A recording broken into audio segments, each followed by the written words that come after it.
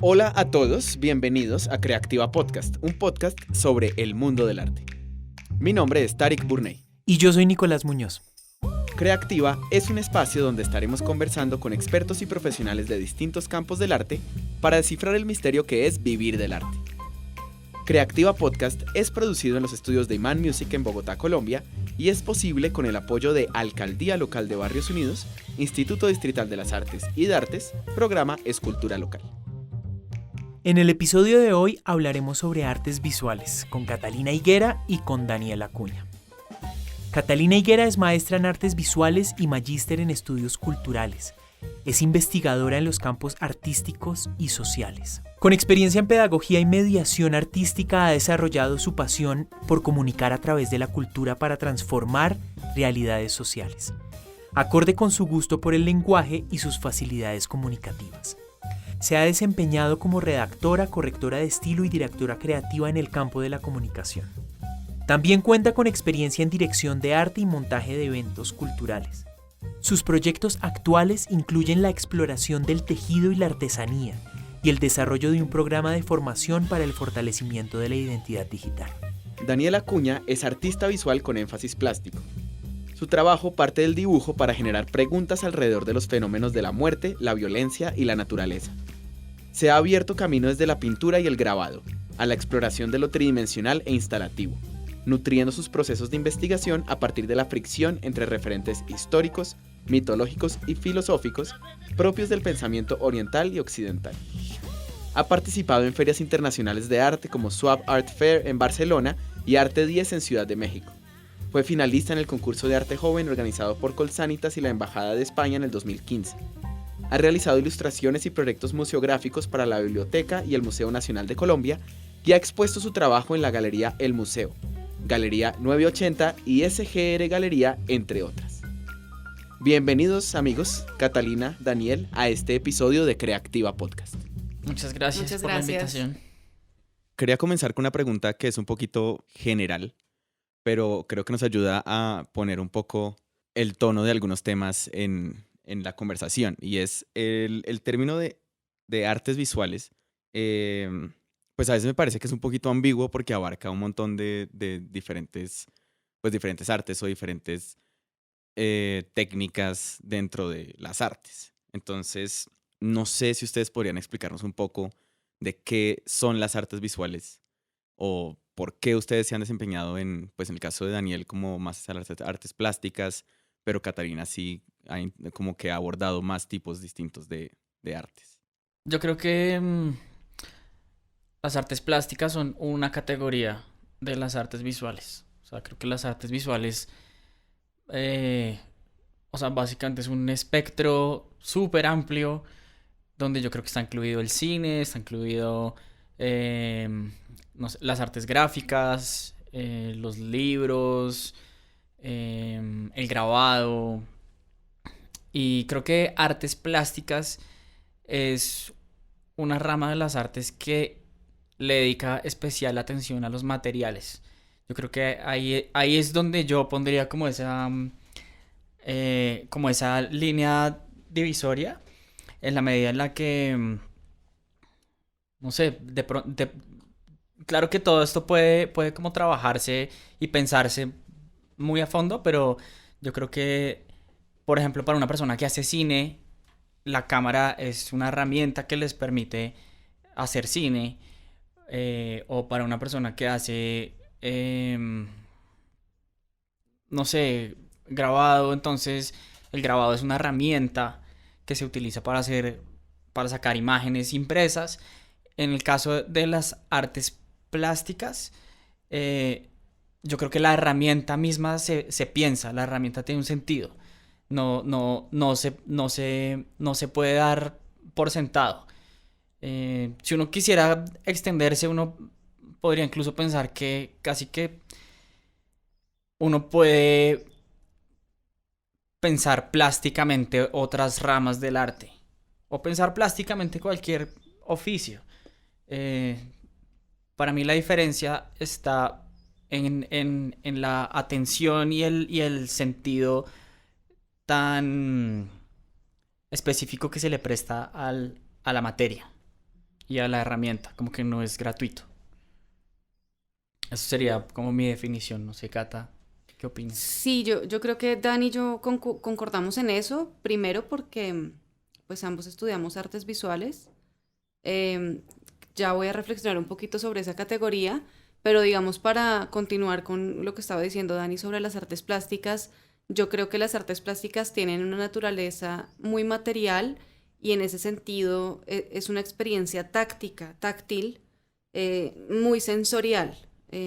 Por eso de las artes plásticas está la pintura, que hay una relación con un químico, con un material que está teniendo una serie de reacciones, que tiene una temporalidad también, lo mismo pasa con la escultura. Creo que de las artes plásticas sería como la cara más química de las artes, ¿sí? Digamos que es consciente de que los materiales tienen una temporalidad, que no permanecen, entonces la historia del arte plástico tiene que ver, por ejemplo, con una de sus grandes técnicas históricamente en Europa es la pintura al óleo. Entonces la pintura al óleo cuando uno la ve en clase, pues uno está pensando en la pintura, cómo hacer que perviva, cómo hacer que el color no se oxide, cómo mezclar un color que tiende a envejecer más pronto que otro tipo de color, entonces uno aprende a qué color poner primero que otro. Por ejemplo, si tú pones un fondo negro o usas un pigmento muy oscuro, este pigmento oscuro con el tiempo va a permanecer más que los pigmentos claros. Entonces, si ustedes ven una pintura, por ejemplo, en una iglesia por allá del barroco, aquí en Colombia, en una iglesia indígena o sí, Chiquinquirá, ustedes ven que las imágenes católicas son muy oscuras. Seguramente tenían mucha más luz, pero las pinturas, los pigmentos más claros se han ido perdiendo y entonces lo que queda es la imagen oscura. Entonces digamos que esas son como el tipo de reflexiones que uno está haciendo y son reflexiones muy químicas, ¿no? Sí. Nosotros somos un poco alquímicos, somos como los locos alquímicos, como los científicos alquímicos locos de Sí, las artes. total. Y creo que no es como la experimentación por la experimentación, sino que justamente todos esos procesos y todas esas cargas simbólicas de los materiales pues entran dentro de la producción de la obra. Ujú. Cobran un sentido y digamos que se resignifica el trabajo con la materia dentro del universo conceptual de la obra en general. Antes de comenzar a grabar, Caterina, nos mencionabas que tal vez, pues, tenía la noción que tal vez en el exterior estaba más consolidada la idea de artes visuales, un poco que acá en Colombia. Yo, pues digamos, en mi caso, nosotros estudiamos música. A mí me daba la impresión, como con el término artes visuales, que era más como al igual que con música, como el término que abordaba a todos. Era como la manera de decir, como está el arte que es el arte visual y el arte que es el arte sonoro. Y los ponían por aparte. Pero no sé si ese término, pues, en otras partes que no sean Colombia, se ve como ustedes están diciendo en este momento. O sea, si se ve inmediatamente como esta noción de las artes que tienen como ese vínculo con el material y con la experimentación y con el ser alquímicos. Ujú. Digamos que, retomando lo que dijo Dani al principio, las artes visuales efectivamente es lo que cobija todo y las artes plásticas es una de las ramas de las artes visuales. Están también las artes gráficas, están las artes audiovisuales, em, que se desprenden de las artes visuales. Ahora, sobre la pregunta de si afuera las artes visuales, eso tal vez fue como una intuición, porque siento las últimas cosas como que me han estado llegando a redes sociales y que estoy leyendo, la categoría de artista visual es una categoría que es muy flexible. O sea, he escuchado personas que están mezclando reflexiones acerca de el cuerpo y la temporalidad y las artes visuales. Que están hablando de, no sé, comunidad y artes visuales, o que están hablando de producción capitalista y artes visuales. O sea, como precisamente siento que más que una técnica es como una categoría conceptual, Ya. el tema de las artes visuales. Y ya luego de haberla, yo peleé un poco con eso, pero ya luego de haberla estudiado, me doy cuenta que en artes visuales, y no sé si Dani esté de acuerdo conmigo, en artes visuales nos enseñaron a pensar de determinada manera y a desarrollar cierto tipo de habilidades en torno a lo visual, ¿sí? Como cierto tipo de sensibilidades, de reflexiones también, de pensamiento crítico en torno a lo visual. Un poco lo que estaba diciendo ahorita Daniel, un artista plástico no escoge el óleo para hacer una obra gratuitamente.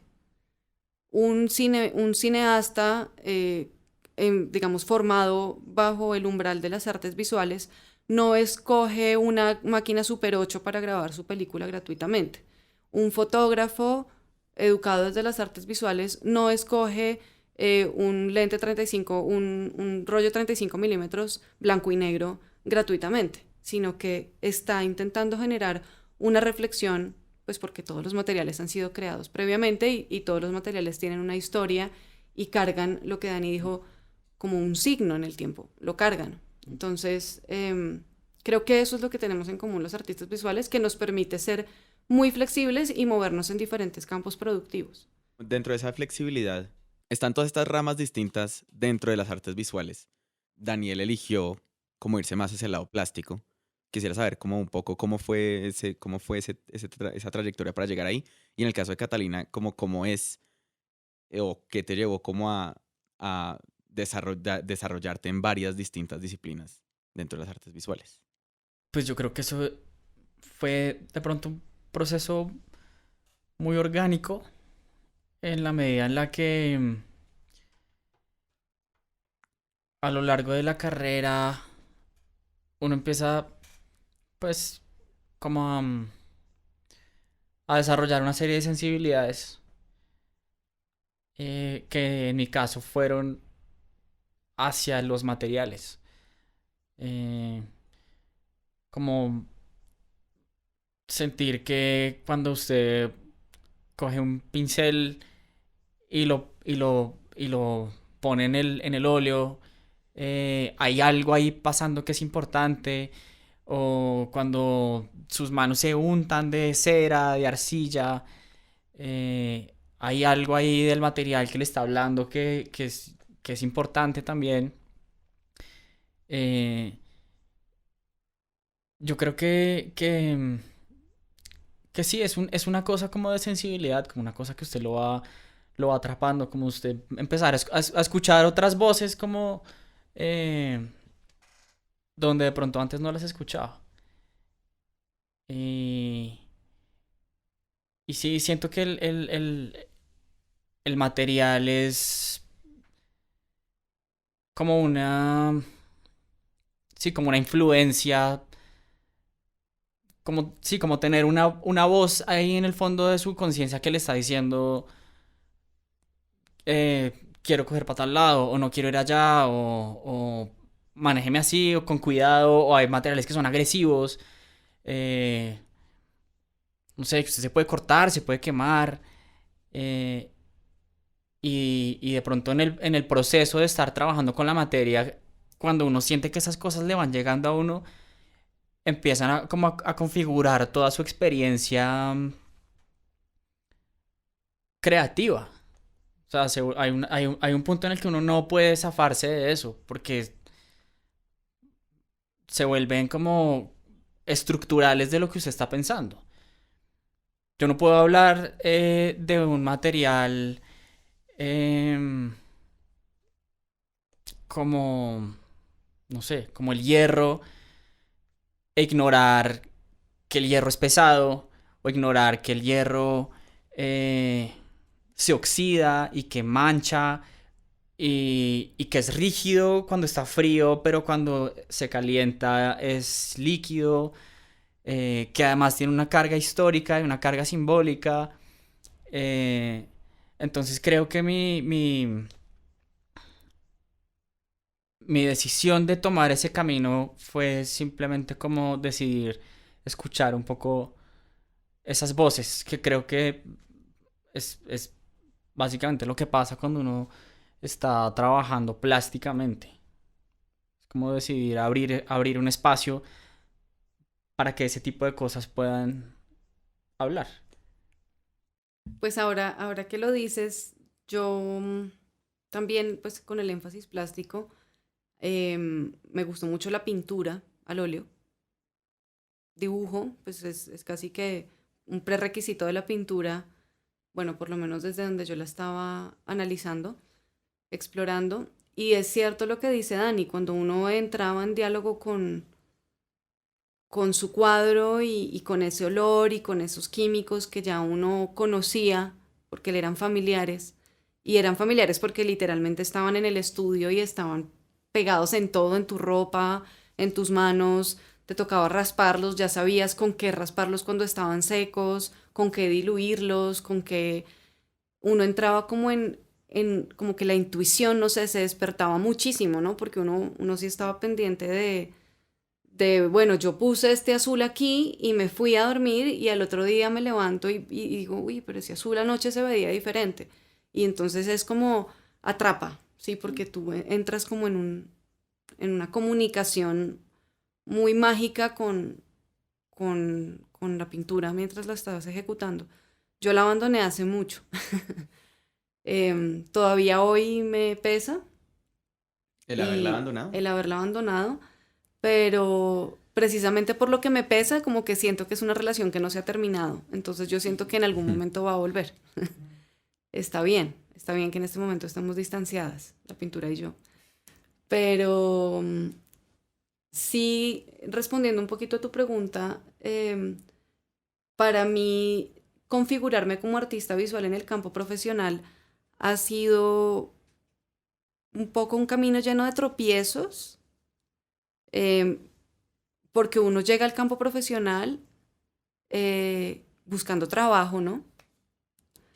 Buscando una estabilidad económica, y uno llega y dice, ay, pero es que yo soy pintora, a mí me gusta el óleo, no me pongas a hacer otras cosas porque a mí me gusta el óleo. Y uno tal vez adquiere como esa terquedad porque en el estudio, cuando estabas a solas con tu pintura, pues era lo que, o sea, tú constantemente te estabas reafirmando, yo soy pintora, a mí me gusta el óleo, a mí me gusta el retrato, y lo estabas haciendo y lo estabas haciendo, y tu identidad estaba ahí en ese juego. Cuando te sacas de ahí, en mi caso fue todo voluntario, o sea, yo dejé de pintar voluntariamente y voluntariamente decidí no hacer mi carrera como artista plástica, sino mirar cómo me iba en el campo profesional con las aptitudes que había venido desarrollando, que tiene que ver mucho con el capital creativo, que más tarde si quieren lo podemos elaborar. Sí me pasó como un poco de estrellones porque pues en la vida a ti ninguna empresa te necesita como pintora al óleo y como retratista al óleo. O sea, esto era por allá en la época de Velázquez, que sí, a ti te podía contratar el rey para que tú le pintaras retratos. Venía el mecenas y solucionaba el problema. Lo que necesita, que hace falta en esta época, ¿no? Que uno era el publicista en ese Eran momento. publicistas. Ese mecenas. Sí, claro. Y eran editores también. Y ellos hacían álbumes familiares. O sea, era un tema muy distinto, ¿no? Como que el objeto tenía un entorno de circulación. Ahorita una pintura es casi que aislada, pobrecilla, ¿no? O sea, las han excluido de la historia y ahorita son unos objetos como sin mayor uso. Creo que, o sea, estaba pensando que de pronto si uno mira hacia atrás en la historia se puede encontrar un momento en el que justamente artes visuales y artes plásticas fueran la misma cosa, porque cumplían un poco el mismo propósito, ¿no? O sea, antes lo que había era la pintura y la escultura, y hasta más adelante que llegó el grabado Y la fotografía. y la fotografía.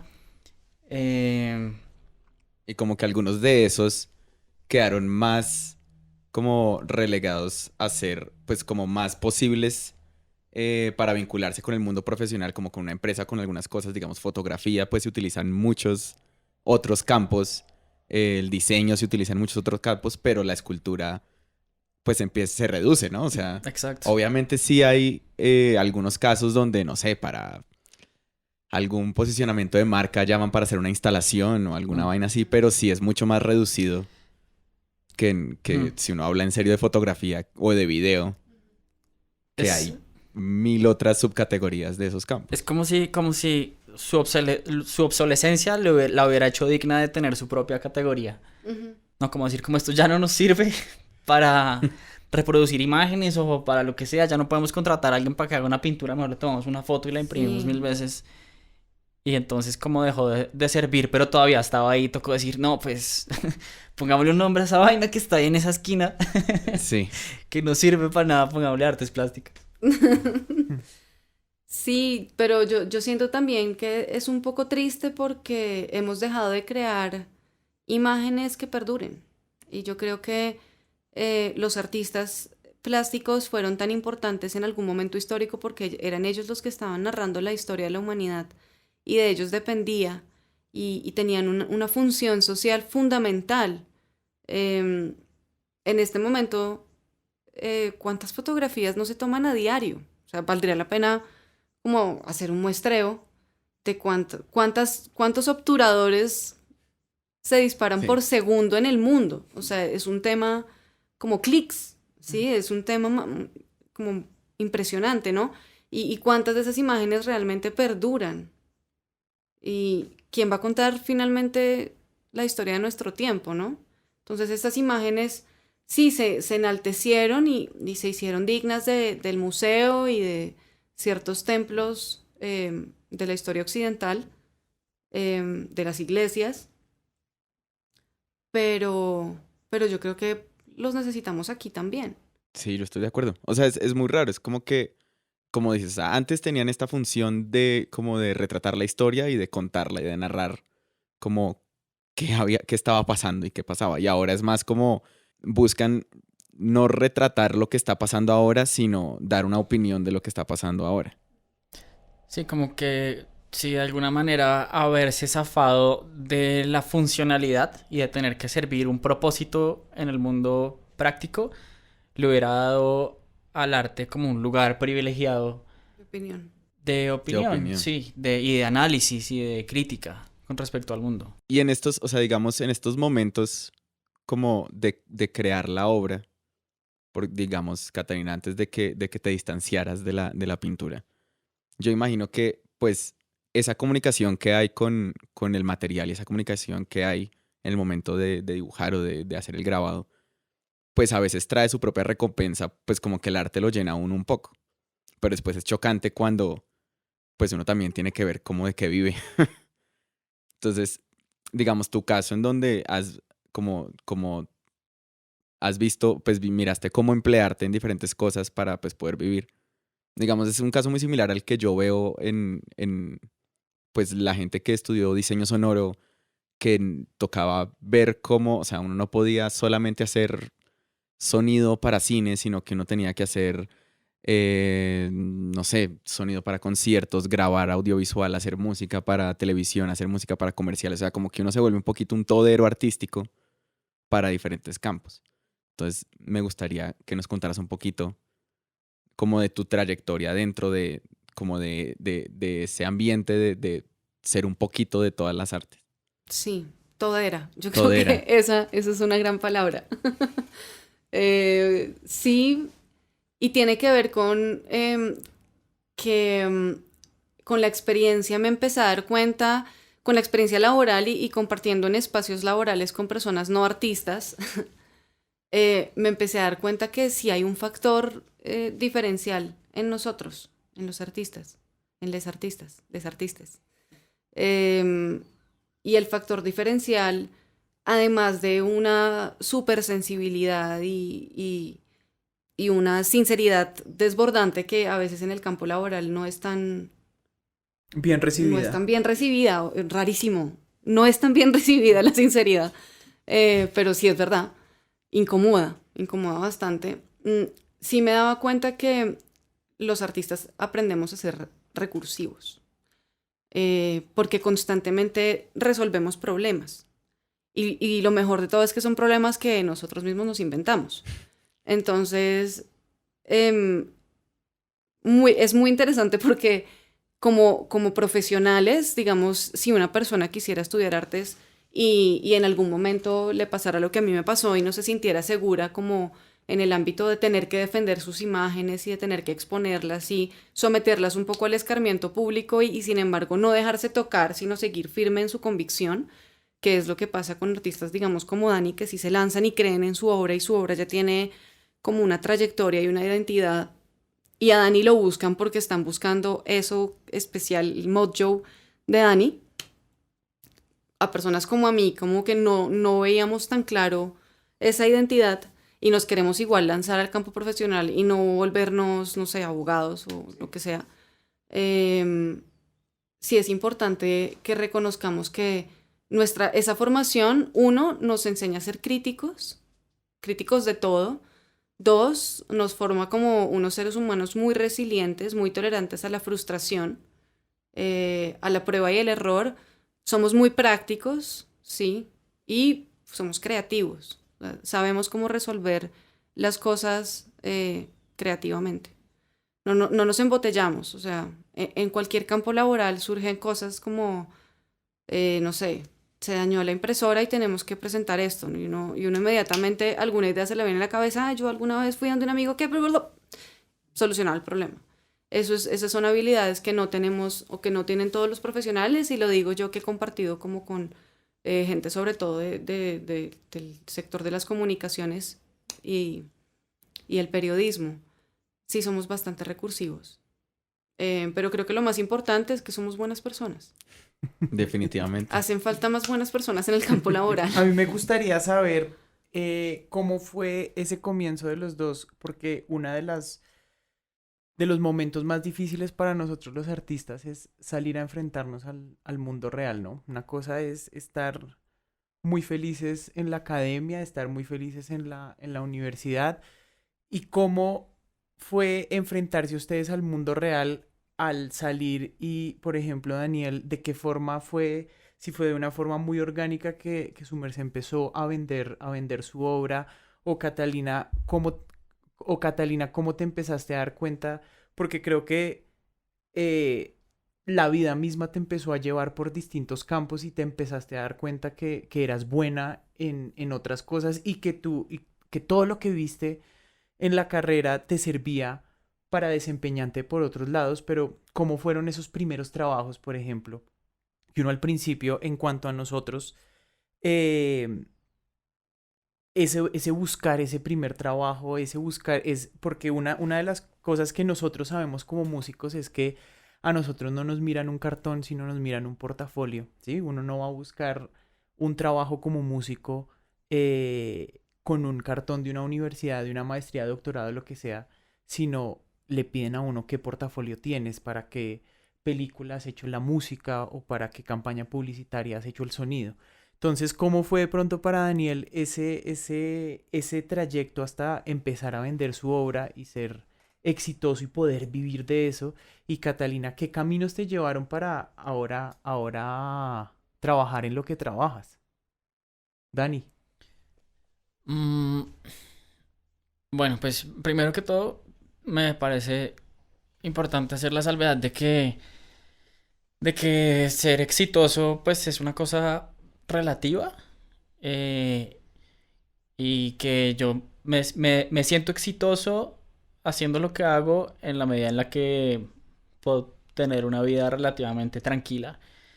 Que igual no quiere decir que no haya que guerrear, que no haya que rebuscar algunas veces, buscar otras oportunidades. Y creo que ese es un poco el espíritu que condensa mi actitud cuando yo terminé la carrera. Que fue, ¿cómo decir? Voy a moverme por todos los lados, voy a tener un pie en absolutamente todo. Em, muchas, o sea, y por mucho tiempo sin recibir un solo peso, digamos que cayendo en la autoprecarización, que creo que es uno de los grandes temas de ser artista en Colombia. Yo creo que ahí también es importante hacer una salvedad, y es que el hecho de haber podido hacer esa transición de metérmele a muchas cosas Sí. sin recibir plata, también responde como a que yo he tenido muchos privilegios en mi vida, he tenido Sí. una familia que me ha apoyado en todo, he tenido, no sé, mis amigos, mejor dicho, como que las condiciones eh, se dieron para que yo pudiera invertir mi tiempo Sí. en... Eso es algo que nos toca vivir a muchos, ¿no? Y que hay que tener mucha suerte de poder por un tiempo. No es regalar nuestro trabajo, pero sí es hacer una inversión en portafolio. Que a Mm, muchos para poder, precisamente porque a uno el cartón no es que le sirva de mucho para que le den una mm, oportunidad, por ejemplo, en nuestro campo, para que nos dejen hacer la música de una película o de una novela, no nos van a mirar el cartón, sino nuestro portafolio. mm, Al principio a nosotros también nos tocó invertir mm. mucho tiempo en hacer trabajos sin remuneración para poder crear portafolio. Total. Y yo creo que eso es, pues, o sea, es un panorama bastante eh, privilegiado en últimas, porque entonces, ¿qué pasa con las personas que no tengan un colchón en el que puedan amortiguar esa caída? O sea, simplemente que salen al mundo y no tienen cómo sostenerse, Mm. y tienen que terminar trabajando en una cosa que no les gusta. em, y bueno, pues creo que es importante como reconocer eso. eh, Creo que sería muy interesante poder hablar también con una persona que haya tenido una transición de pronto un poco más dura, entrando al mundo laboral. Yo Sí. me siento súper afortunado de haber podido hacerlo de una manera como tan gradual, y Ujú. eso lo que me permitió fue justamente eh, meterle el hombro a muchos proyectos de autogestión. em, yo estuve un tiempo, por ejemplo, haciendo un festival de artes que se llamaba Quinoxio Exploraciones, Sí. que era un festival autogestionado, con las uñas, entre amigos y no amigos, como invitando a participar, hacíamos exposiciones, hacíamos charlas, conferencias.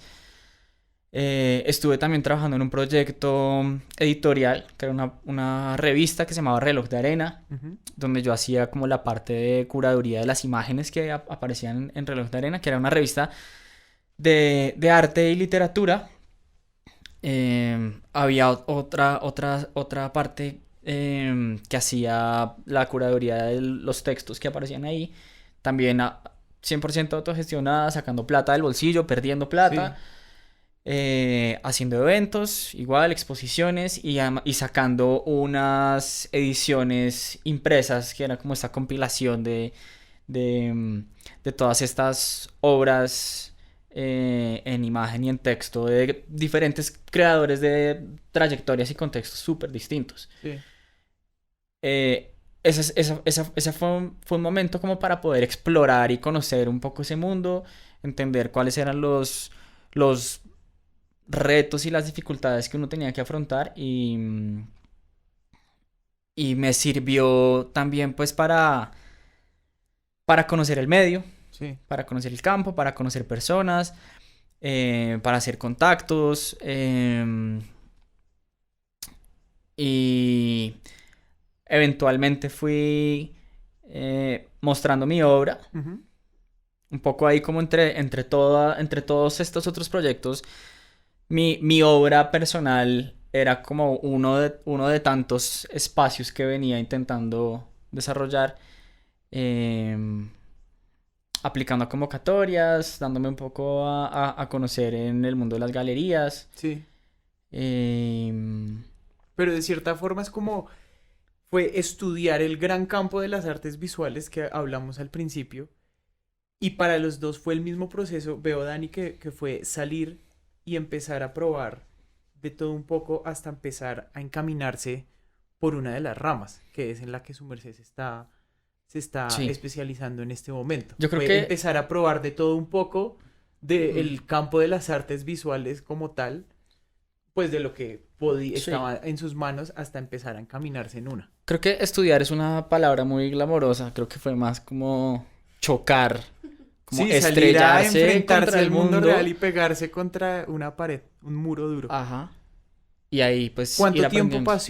tiempo pasó, Dani, al cuánto tiempo de enfrentarse a ese duro mundo, su merced vendió su primera obra? Eh, ¿Qué tuvo que vivir usted para poder mostrar su arte, crear como esa identidad como artista y vender esa primera obra que usted dice, o sea, no esa primera obra que le compró a uno la mamá de pronto, algo, esa primera obra que usted dice, este soy yo como artista y que de pronto se siente cómodo como artista y la pudo vender? no sé porque yo no sé si uno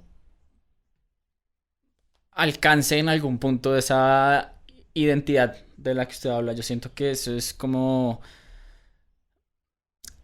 Puede ser de pronto un lugar común que a uno de pronto se le instaura en la cabeza sobre, o sea, a raíz de tener referentes como Botero, por ejemplo, que uno ve un Botero y uno dice, no, pues claramente Sí. ese es Botero, porque él tiene su identidad, tiene como su estilo que uno lee inmediatamente.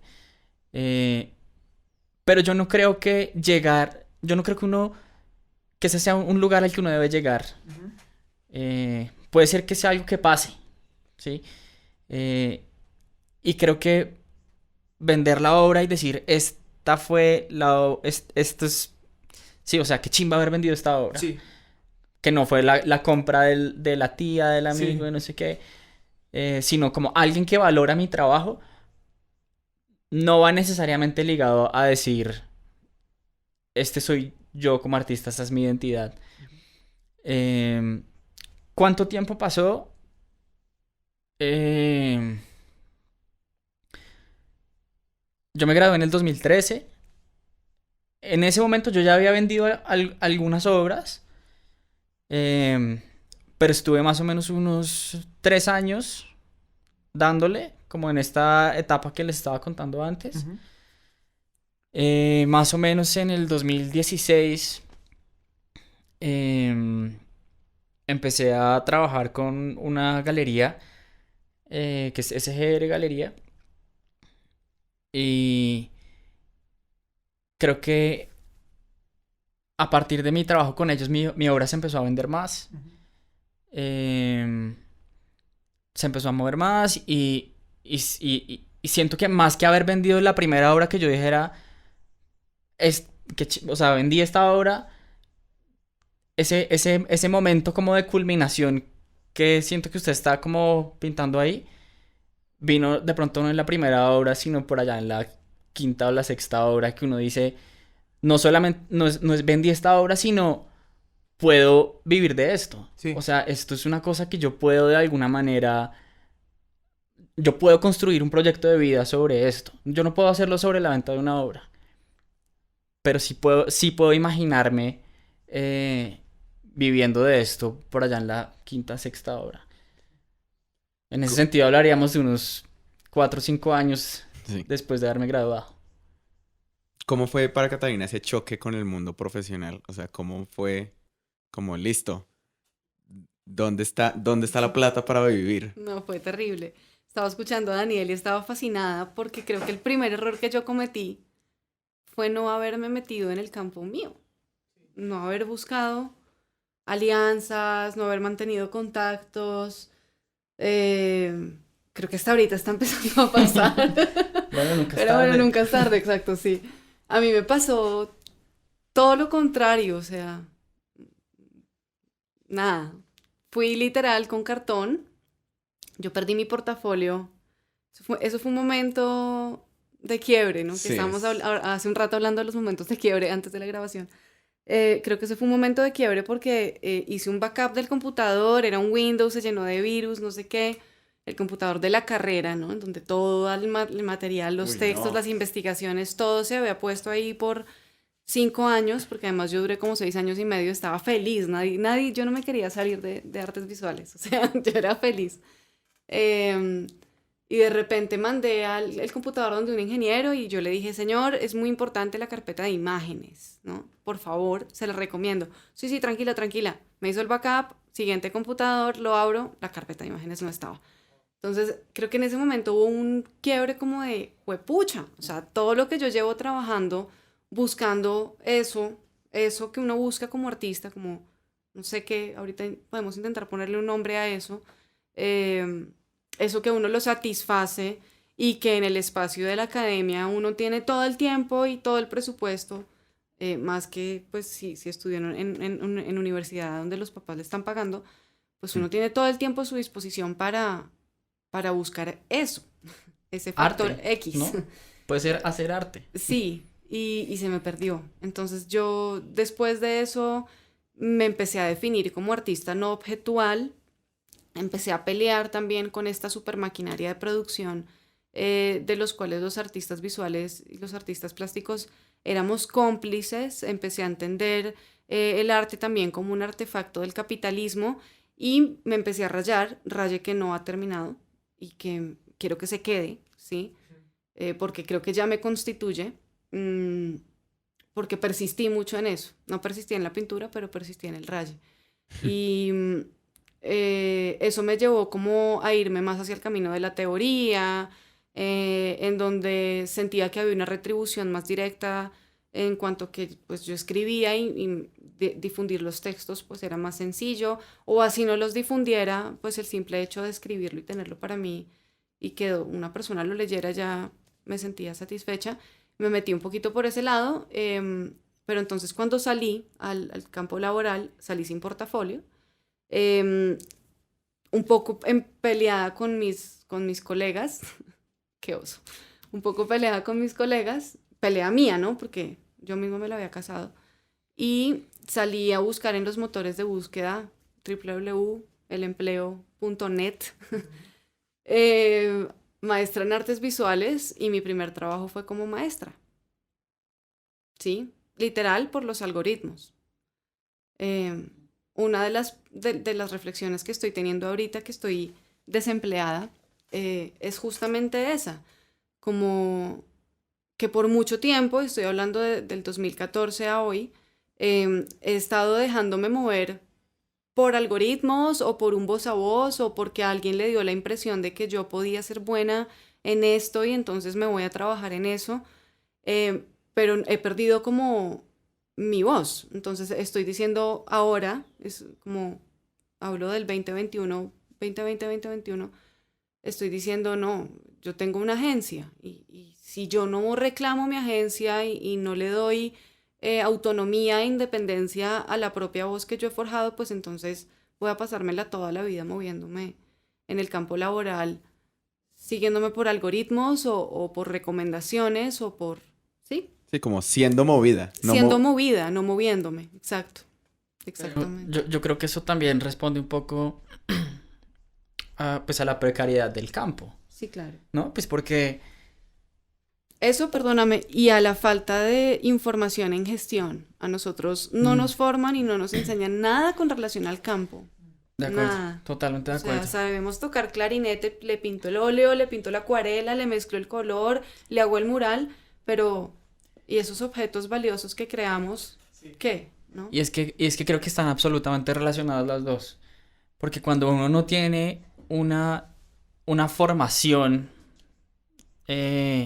digamos, como en cómo funciona el mundo real, cómo funciona el arte, no en este idilio académico donde uno tiene tiempo para hacer el arte sin tener que preocuparse por pagar el arriendo, por pagar los servicios.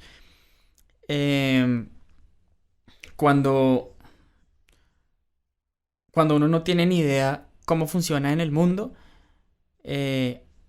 ahí es cuando se empiezan a normalizar los procesos de precarización, porque uno no sabe. Entonces el que sí sabe, el que ya está más arriba, o el que está en una posición de poder, o el que está interesado en sacarle plata a los demás, entonces pues coge a los artistas recién salidos de la universidad y se empiezan a normalizar ese tipo de prácticas. Porque el ideal sería que uno saliera a estudiar artes como si saliera, no sé, de administración de empresas. Que uno sabe que uno acaba la carrera y entra y consigue un trabajo en tal cosa o consigue Sí, un como trabajo que en el tal camino otra. está marcadito, ¿no? Ujú. Total, porque porque hay una tierrita ahí fértil donde se puede caer y ahí va a echar raíces. Sí. Perdón, sería chévere ahorita que ya estamos empezando a desviar o se están empezando a desviar los discursos políticos en torno a la economía creativa y al capital creativo y a todo esto que nosotros ya sabemos de antaño y que lo llevamos trabajando pues a ciegas antes de que lo hubieran enunciado. Sería chévere como que todos los programas académicos pudieran realmente brindarle a los amantes de este campo que es tan hermoso, pues un poquito de herramientas, ¿no? Porque pasa eso, o sea, yo, claro, como me empecé a trabajar en medios que no tenían que ver con las artes, pues yo me sentaba a comer con un administrador de empresas Sí. o con un ingeniero y yo veía ahí este personaje, su primer trabajo se ganaba, eso es súper mezquino, pero voy a poner un ejemplo, se ganaba 5 millones de pesos como ingeniero junior y yo decía changos. O sea, yo nunca en mi vida he visto 5 millones de pesos. O sea, ¿qué me está pasando?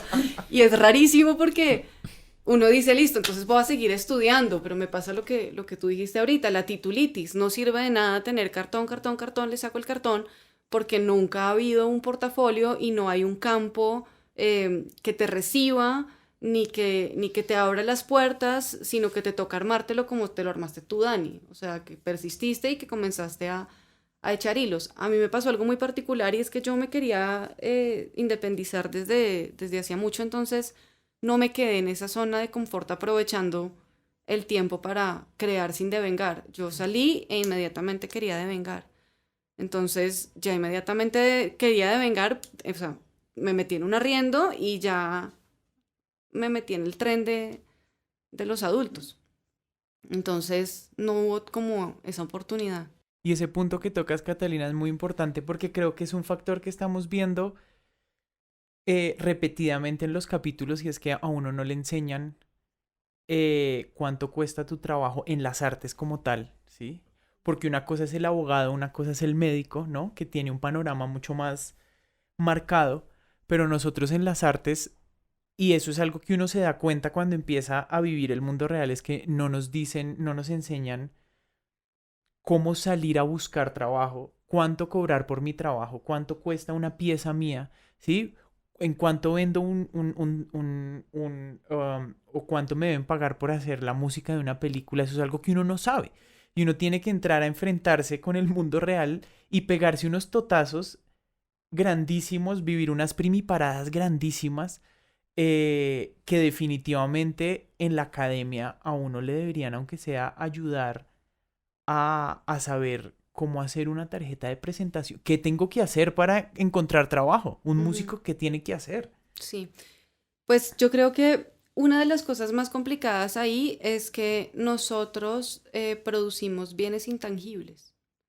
Eh, o mejor dicho, los músicos y los artistas y los literatos, a pesar de que el producto de nuestra investigación y de nuestro estudio y de nuestro tiempo derive en un disco o en una pintura o en una escultura o en un libro, ese objeto no, mejor dicho, está mistificado, está fetichizado, está escondido. Todo lo que le hemos puesto, todo el trabajo y la inversión que nosotros hemos hecho, no es visible en el libro, ni en el disco, ni en la pintura, ¿sí? Ni en la ilustración, porque lo que hay ahí invertido es una serie de capitales simbólicos que no son visibles. Entonces, lo primero que uno no sabe es esa gran pregunta de cómo cobrar. Mm. ¿Cómo voy a cobrar? ¿Cuáles son las relaciones? Y obvio, lo primero que uno hace, y creo que yo así alguna vez vendí alguna pinturita, yo lo, muy, muy ingenua, pues dije, bueno, yo invertí esto en materiales y Sí. le voy a poner un tiempito, una plusvalía por el tiempito que le invertí. Y entonces la hora costaba 300.000 pesos. Hombre, ¿sí? Como, ¿y qué pasó con 5 años de carrera, con todo lo que aprendí, con las reflexiones que yo estoy teniendo, el tiempo que le he invertido a investigar? luego el tiempo que le invertí a crear, o sea, hay un montón de procesos anteriores al objeto que son realmente lo que le da el valor al objeto, los que producimos objetos, ¿sí? Entonces es muy difícil moverse en el mundo real, que es un mundo que se está moviendo a partir de capitales económicos en su mayoría, decirle a los productores culturales que producimos cultura, y la cultura es intangible en su mayoría, pues decir, cobre por eso, ¿no?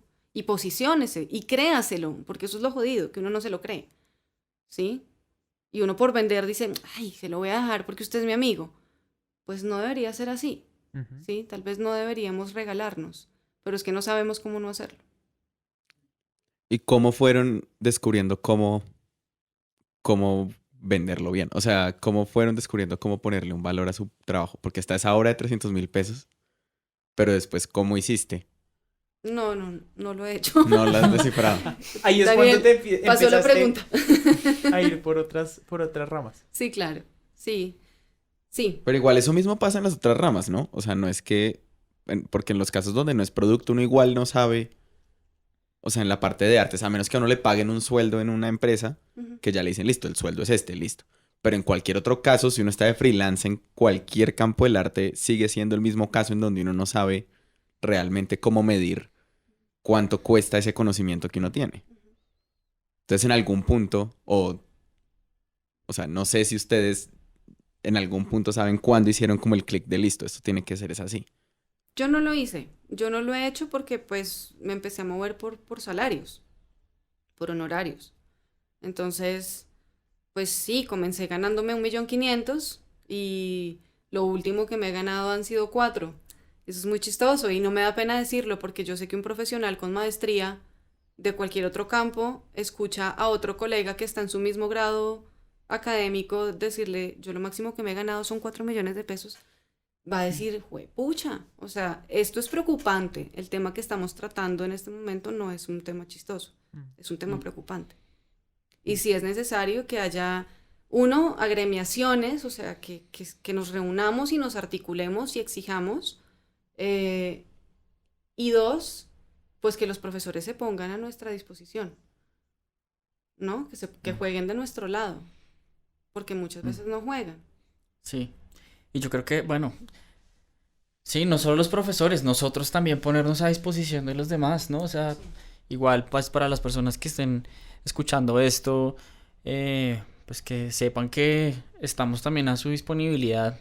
Pues como si tienen alguna pregunta sobre lo que estamos hablando, pues creo que, pues yo por lo menos estoy más que abierto a compartir mis experiencias. Creo que lo que dice Cata es clave. Y es buscar aliados, buscar la colectividad. Yo creo que esa es un poco la manera.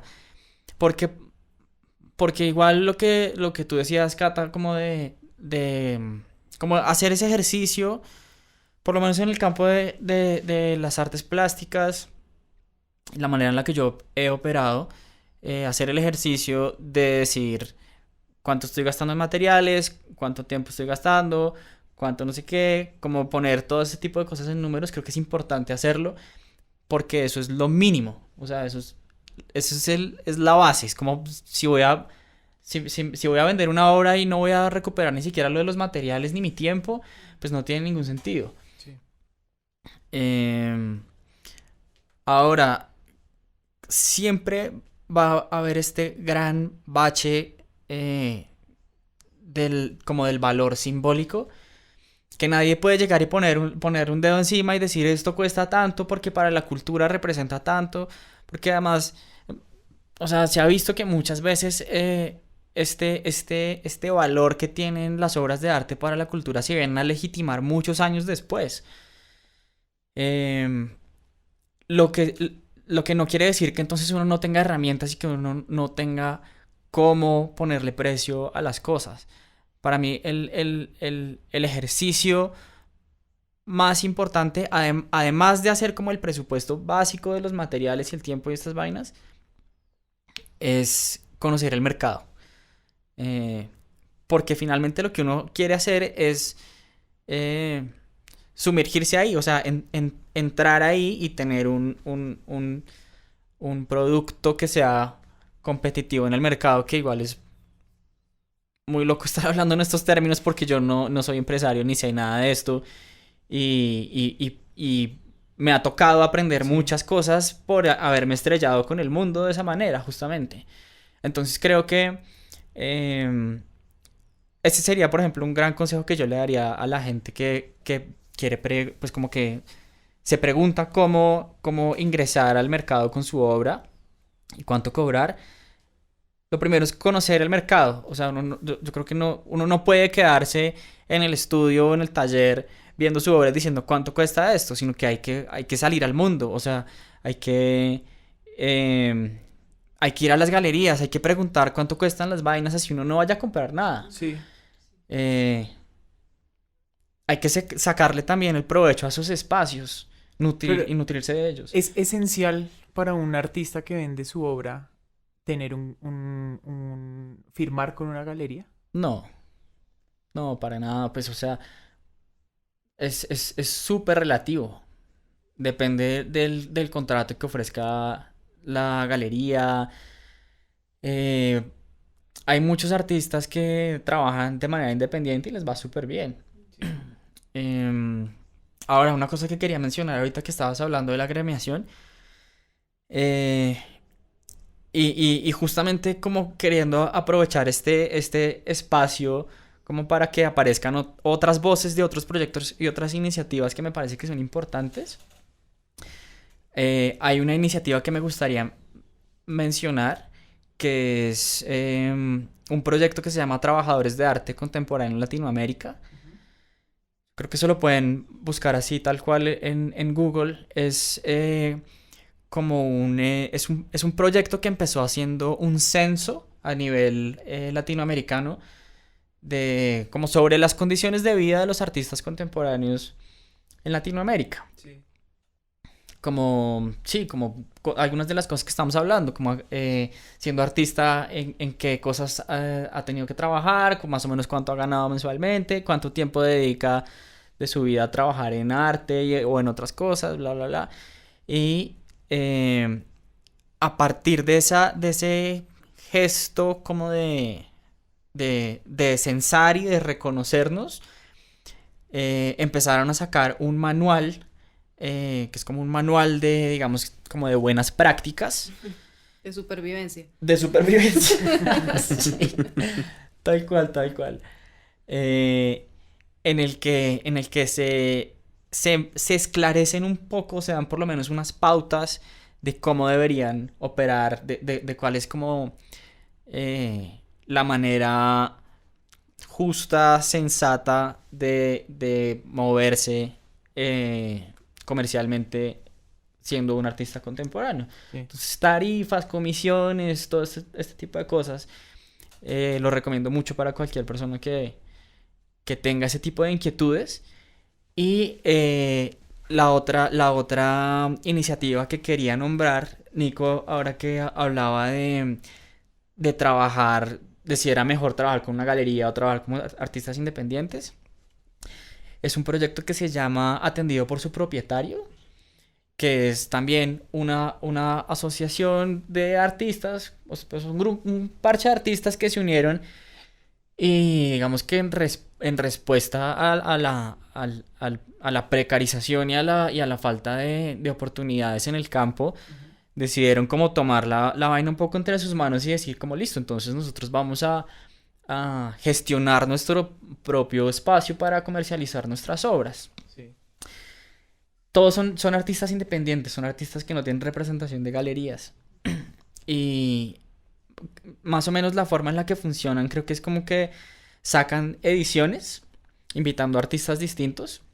Cada artista propone una serie de obras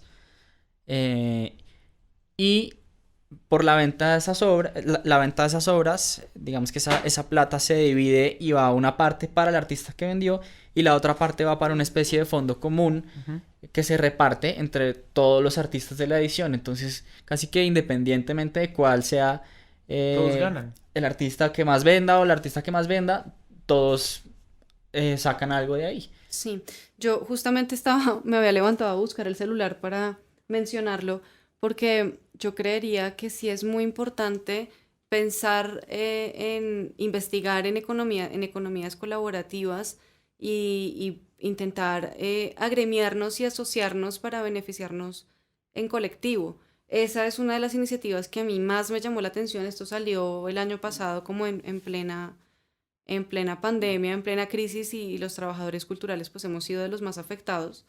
Em, Suena cliché, pero pues lo es. Suena redundante. Sí, suena redundante.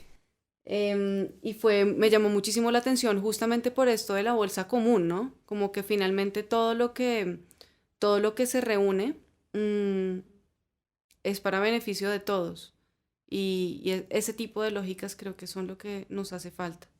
Chévere. Me parece chévere ese punto que tocan y me gustaría saber cómo sienten o cómo ven el panorama comparando de el artista en Colombia o en Latinoamérica o un artista que vive por fuera en Europa, en Estados Unidos y qué hace falta de qué se puede traer de allá para acá, para Colombia o para Latinoamérica. O sea, ¿qué consejo le darían a un artista que está comenzando y decir, oiga, no salga corriendo, aquí hay mucho por hacer, qué hay por hacer, cómo puede mejorar la cosa, cómo ven el panorama para un artista que va a empezar su mundo y decide quedarse aquí en Colombia? O si decide salir corriendo. O O si sea, decide salir corriendo. Pues bueno, yo frente a eso tengo contacto y he trabajado con un artista, bueno, con varias, pero ahorita recuerdo mucho a Masha. Ella es rusa y vive en Ámsterdam, y ella pues mantengo contacto directo con ella constantemente, y básicamente ella también me dice, aquí también es difícil. Tengo otra amiga que está en Barcelona y ella me dice, aquí también es difícil. O sea, creo Mm. que, claro, yo estoy dando un muestreo de dos, ¿no? Seguramente hay otros casos que estén en una mejor posición, pero creo que el factor, y que no está mal reconocerlo y no es ser pesimista ni mucho menos, sino ser realista, es que es difícil, ¿sí? Es difícil por lo que dije anteriormente, como de que el capitalismo está basado en una producción masiva y en un consumo masivo, Ujú. eh, y en esa medida, pues hay mucha gente produciendo cosas muy bacanas, muy importantes, y lo importante que creo que falta, y por lo que he visto en Ámsterdam sí pasa, em, es que la gente se une y se une a la manera que los europeos con sus estados de bienestar saben hacer. Se toman un lugar, son ocupas, toman la legitimidad del predio, inmediatamente sobre ese lugar empiezan a construir. Dani, no sé si tú te acuerdas, pero por allá en nuestros años mozos hicimos una vaina así con un parche. ¿Te acuerdas? ¿Ocupar un lugar? Sí, ¿no te acuerdas que era como ¿Derrocar un gobierno? fue como, ¿Cuándo? ¿cómo era que le llamábamos? La galería,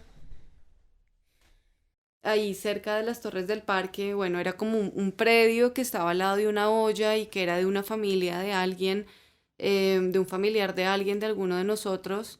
Y, y era un predio que no sabían cómo limpiar, pues porque estaba literalmente al lado de una olla, y al lado pues estaban vendiendo bazuco, iban todos los habitantes de calle a comprar, o los habitantes de calle adictos a comprar a esa zona, y entonces el arte fue la solución. Antes de que el Bronx, antes de que lo hicieran en el Bronx, lo hicimos nosotros. Oh. Y es importante como... Pioneros, pioneros.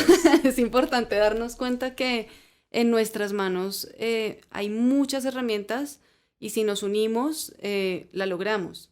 Y es cuestión de que literal hagamos una vaca, como cuando uno llega y se encuentra con los amigos y dice, ¿cuánto tiene? Queremos chorro, ¿cuánto tiene? Pues poner una vaca. De pronto alguien tiene, sí, yo tengo el garaje de una abuelita que se murió y esa vaina es un cuarto de chácharas que nadie quiere coger. No sirve, métalo a la vaca. Y empezar a mirar, yo tengo facilidad para hacer copies en redes sociales, no sirve. Yo tengo facilidad de, no sé, de crear stories en Instagram, nos sirve. Y todo, por más insignificante que parezca, como que si lo metemos en una bolsa común, como lo hicieron los de atendido por sus propietarios, si lo metemos en una bolsa común, podemos empezar a detonar una serie de espacios y podemos crear una red de productores y de gestores culturales que realmente sea sustentable para todos. Y yo creo que hay muchísima gente dispuesta a hacerlo. ¿Qué tan importante es para un artista las redes sociales? Porque también he visto y sigo a varios artistas en redes sociales que logran vender su obra por redes sociales. Y no necesitan de un galerista, no necesitan de una galería para vender su obra, sino pueden llegar, y es una obra muy buena, pero se dieron cuenta que de pronto las redes sociales son un poco más masivas para mostrar y pueden llegar a más gente que les puede llegar a interesar su obra. Entonces, ¿cómo ven en los artistas que generan obra las redes sociales? Yo creo que las redes sociales son una herramienta, como cualquier otra, que uno tiene que evaluar si le sirve para lo que usted quiere.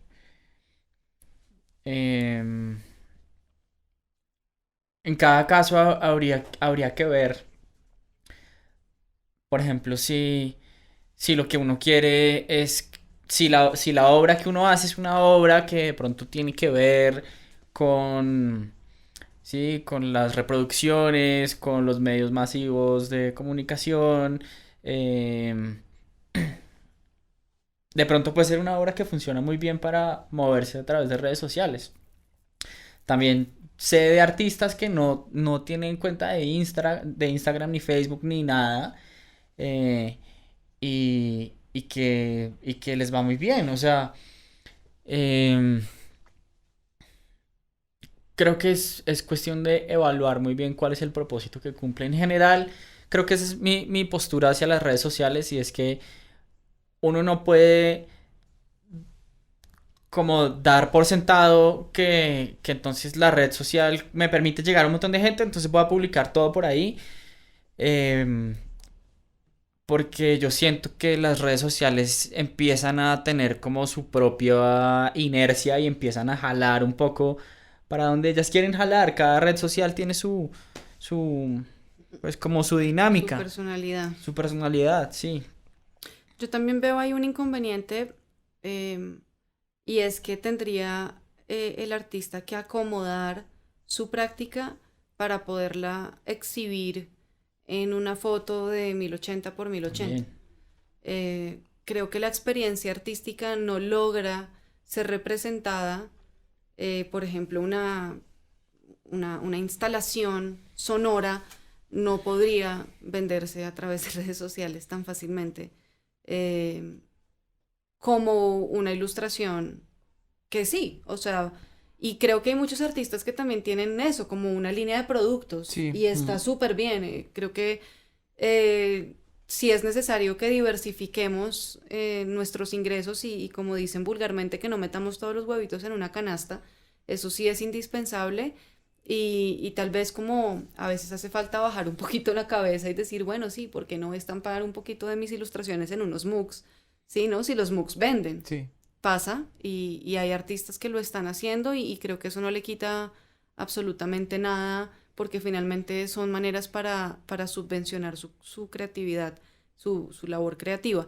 Sin embargo, siento que, y ya pues es como quisiera dejar por sentado eso, que es mi opinión, que es muy importante no quedarnos como con la perspectiva de ser creadores, autores, individuos separados del contexto y que nos comunicamos con el mundo únicamente a través de nuestra pintura, de nuestra escultura, de nuestra instalación o de nuestro video, sino que de verdad nos demos cuenta que somos una red gigante de personas y que lo que nos hace falta es infraestructura. Y si la infraestructura no nos las dan, no nos la garantiza el gobierno ni la empresa privada, pues entonces creémosla nosotros mismos. Y este tipo de espacios son para eso también, para generar ese tipo de redes. Creo que ese puede ser un propósito chévere para las redes sociales, no pensar solamente en promocionar la obra, en que sea lugar para promocionar la obra, sino pensarlo también como un espacio de organización y entrar en contacto con otras personas. Exacto. Bueno, amigos, han dado muchísimos consejos, pero me gustaría para cerrar, si hay un consejo adicional que se les ocurra para una persona que está recién empezando o saliendo de la universidad o decidiendo qué hacer dentro de las artes visuales. A ver, Dani, hagámoslo entre los dos. ¿Cuál sería el primero? El Portafolio, ¿no? primero es la obra. Sí, ser Sí. juicioso, registrarla. Sí, o sea, es que ese es el puente, como, mejor dicho, es como la base sobre la que uno va a construir su carrera. Si uno no tiene la obra, pues a dónde va a llegar. Bueno, habría que hacer una salvedad ahí, y es que yo sí creo que de pronto es distinto cuando uno habla de artes plásticas o artes visuales, digamos, cuando uno está hablando de ilustración, si está hablando de cine, si está hablando de artes plásticas, de pronto la cosa varía un poquito. Yo creería que el primer consejo es, obvio, crear, pero bueno, Ujú. pues el consejo al artista, entonces el artista crea, perdón. El siguiente sería ser juicioso con el registro, ser organizado con su trabajo y valorarlo, porque hay mucha gente que tiene mucho talento y es chirri, no sé cuál es otra palabra para decirlo, Como descuidada. sí, hace una cosa aquí maravillosa y es como así, que chimba, la bota y se la llevó, se la comió el hongo y ya, ¿me entiendes? Como sí tener un poquito de disciplina y como de guardar y de ser consciente que cada una de las cosas que uno expresa tienen un valor, si no ya, puede tener un valor histórico. Entonces sí, Mm. ser juicioso como con conservar y armar un portafolio. Sí, por favor, tenga sus archivos y su portafolio en más de un lugar, no lo tenga todo en un computador. Mm. Súbalo a la nube, mándelo. Eso es súper importante. Creo que ese Sí, sería el sí, primer sí, sí. consejo. Sí, como listo. Tener su obra, porque ese es el insumo, ese es el producto, digamos que es, ahí es donde radica el valor de lo que hacemos los artistas. Sí, Eh, Hacer un registro juicioso de esa obra, o sea, velar por ella, cuidarla, tenerla en buen estado, bien registrada. Yo ahí pasaría de pronto a otro consejo, que es conocer el medio. Salir un poco a la vida y lo que hablábamos ahorita, ir a las galerías, conocer, preguntar, hacer preguntas estúpidas. em, y no solo galerías, o sea, pues todos los espacios autogestionados, todos los espacios culturales, ir a teatro, meterse en revistas, perder plata, hacer exposiciones, sí. em, Untarse del mundo, untarse. Untarse. conocerlo, Ujú. hacer Untarse. contactos, darse a conocer. Sí, preferiblemente evitando prácticas de autoprecarización en lo posible. Digamos que cuando la cosa es autogestionada es un poco distinta porque es algo que uno está, es como una inversión que uno está haciendo. Eh, Creo que es distinto cuando uno, digamos, trabaja con instituciones recién salido de la universidad, que no tiene ningún sentido que uno no le paguen por su trabajo, por más de que esté recién salido, por más de que uno esté estudiando todavía, el trabajo de uno tiene un valor. Pero sí creo que es esencial en cualquiera de los escenarios conocer el campo. Ujú. Y digamos, no limitar también el campo solamente a las personas que están en su círculo más cercano, sino también incomodarse. Yo creo que yo los invitaría y las invitaría a incomodarse, o sea, ponerse en retos. Si les encanta el trabajo de una ilustradora y la ilustradora está en Tokio, no pierde nada, consigas el email, contáctame y Mm. escríbale, o sea, como no le tenga miedo y desconfianza a lo que usted es y en lo que usted cree y a lo que usted crea. O sea, como medírsele y Mm. sentirse incómodo para crear esos lazos. Eso es importante. Sí, sí, creo que pues es básicamente salir de la zona de confort. O sea, si uno está súper cómodo en su taller produciendo y haciendo sus vainas, pues entonces salga del taller. Y al revés, si uno tiene miedo de sentarse en el taller y enfrentarse al lienzo en blanco, entre comillas, eh, pues hay que hacerlo. Creo que es el momento para hacerlo. Tal vez sea también algo para hacer el resto de la vida, pero especialmente creo que ese momento es clave para poderse incomodar un poco. Grandes consejos. Muchas gracias. Usualmente pedimos las redes sociales de nuestros invitados. ¿Les gustaría darnos las redes donde la gente pueda encontrarlos? Sí, claro, pues bueno, primero pues gracias a ustedes por la invitación, por esta plataforma. Espero haberla aprovechado bien y pues ojalá sigan invitando y ojalá invitemos a más personas con diferentes experiencias, con diferentes perspectivas. Podamos nutrirnos justamente entre todos y todas. Mi trabajo lo pueden encontrar en mi página web, que es acunadaniel.com, o en mi Instagram, que es dacunat. Ahí me encuentran, me pueden escribir y charlamos por ahí. Uy, espérense que yo sí no me la sé. El celular. El Instagram es Seiguera, o sea, Chiguera A. Y en Tumblr también es Seiguera A. Ahí pues estoy subiendo textos y videos que he hecho por ahí en colectivo también. Están ahí, los pueden encontrar, están subidos en Vimeo también. Chiguera A. Perfecto, amigos. Muchísimas gracias por estar aquí. Creo que aprendimos bastante de este tema. Y también nos llevó a creo que más preguntas y más como temas para otros capítulos. Podemos profundizar en otras áreas. Creo que es el comienzo de muchos posibles capítulos que pueden salir al respecto. Entonces también invitados si se les ocurre algún tema y nos escriben y nos llaman, Nico, queremos hablar en el podcast de este tema, invitadísimos y aquí abiertos los micrófonos. También para los que nos están escuchando, si se les ocurre un tema, si quieren venir a hablar, aquí se abren los micrófonos para todos los artistas que quieran hablar sobre algún tema en específico. Muchísimas gracias. Muchas gracias, amigos. Qué nota, estos espacios son súper importantes. Un placer conversar con todos ustedes. Muchísimas gracias a todos los que nos escucharon por acompañarnos. Los invitamos a conocer los demás episodios de Creactiva ingresando a www.imanmusic.net/podcast. Estamos en varias plataformas como Spotify, Spreaker y Apple Podcast. Creactiva Podcast es producido en los estudios de Iman Music en Bogotá, Colombia, y es posible con el apoyo de Alcaldía Local de Barrios Unidos, Instituto Distrital de las Artes y Dartes, Programa Escultura Local.